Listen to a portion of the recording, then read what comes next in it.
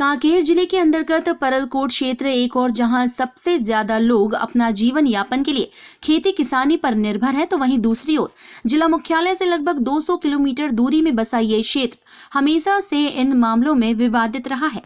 इस बार kolam gold plus और बुलंद 50-50 दो कंपनी के धान बीज ने किसानों की कमर तोड़ दी है। कई एकड़ में खड़ी फसलें बर्बाद हो गई हैं। किसानों ने आत्महत्या करने तक की बात कह डाली। किसानों ने ये भी कहा कि कृषि अधिकारी की मिलीभगत के कारण दुकानदार हम किसानों को नकली बीज देते हैं। अगर कृषि अधिकारी द्वारा सही समय पर इस बीज कंपनियों पर ध्यान देती तो शायद हम किसानों का इतना नुकसान नहीं होता। कहीं न कहीं अधिकारियों की मिलीभगत का नतीजा है जो इन दुकानों पर कोई कार्रवाई नहीं होती। इस साल बुलंद धान लगाए थे 50-50, जिसमें एक भी धान नहीं हुआ है। पूरा कितना एकड़ लगाए थे? 1.5 एकड़। और पूरे गांव मिलकर कितना एकड़ लगाए होंगे? 20 से 25 एकड़ होगा। सबका धान कितने किसान होंगे? 10 से 12 किसान। किस दुकान से लिए थे बीज? जी वेस्टर्न वाला चाक से लिए थे। क्या नाम है दुकान का?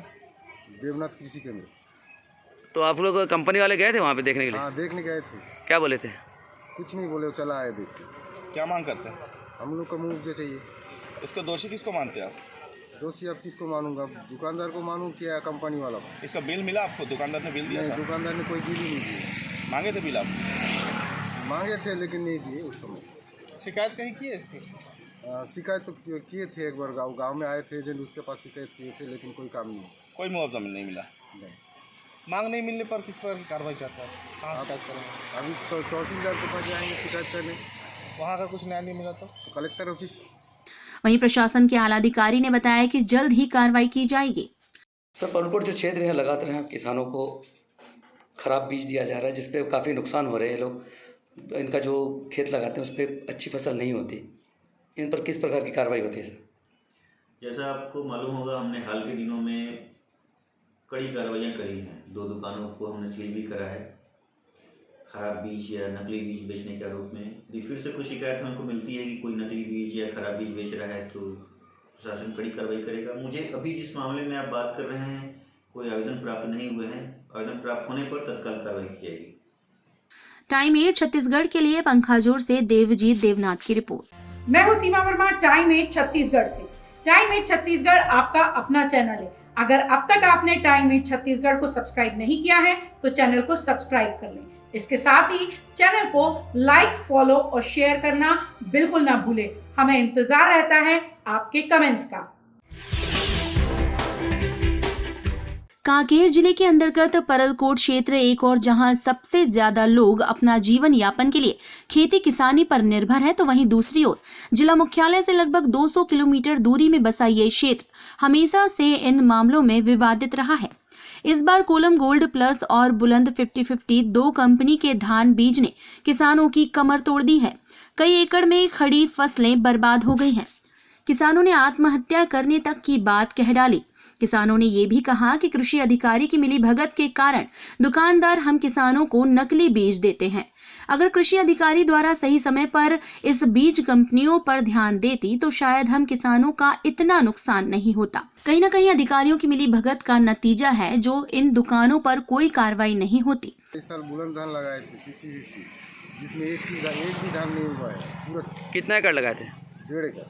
और पूरे गांव मिलकर कितना एकड़ लगाए होंगे? 20 से 25 एकड़ होगा। सबका धान कितने किसान होंगे? 10 से 12 किसान। किस दुकान से लिए थे बीज? जी वेस्टर्न वाला चाक से लिए थे। क्या नाम है दुकान का? देवनाथ कृषि केंद्र। तो आप लोग कंपनी वाले गए थे वहाँ पे देखने के लिए? हाँ, देखने गए थे। क्या बोले थे? कुछ नहीं बोले, चला आए देख के। क्या मांग करते हैं? हम लोग को मुआवजा चाहिए।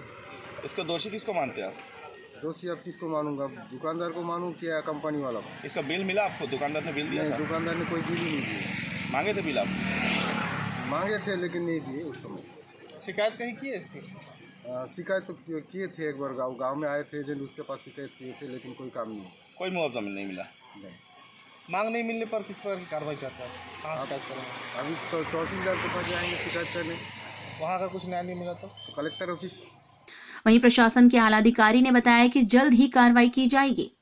सर, परलकोट जो क्षेत्र है लगातार यहाँ किसानों को खराब बीज दिया जा रहा है, जिसपे काफ़ी नुकसान हो रहे हैं। लोग इनका जो खेत लगाते हैं उस पर अच्छी फसल नहीं होती। इन पर किस प्रकार की कार्रवाई होती है सर? जैसा आपको मालूम होगा, हमने हाल के दिनों में कड़ी कार्रवाइयाँ करी हैं। 2 दुकानों को हमने सील भी करा है खराब बीज या नकली बीज बेचने के आरोप में। यदि फिर से कोई शिकायत हमको मिलती है कि कोई नकली बीज या खराब बीज बेच रहा है तो प्रशासन कड़ी कार्रवाई करेगा। मुझे अभी जिस मामले में आप बात कर रहे हैं कोई आवेदन प्राप्त नहीं हुए हैं। आवेदन प्राप्त होने पर तत्काल कार्रवाई की जाएगी। टाइम 8 छत्तीसगढ़ के लिए पंखाजोर से देवजीत देवनाथ की रिपोर्ट। मैं हूं सीमा वर्मा, टाइम 8 छत्तीसगढ़ से।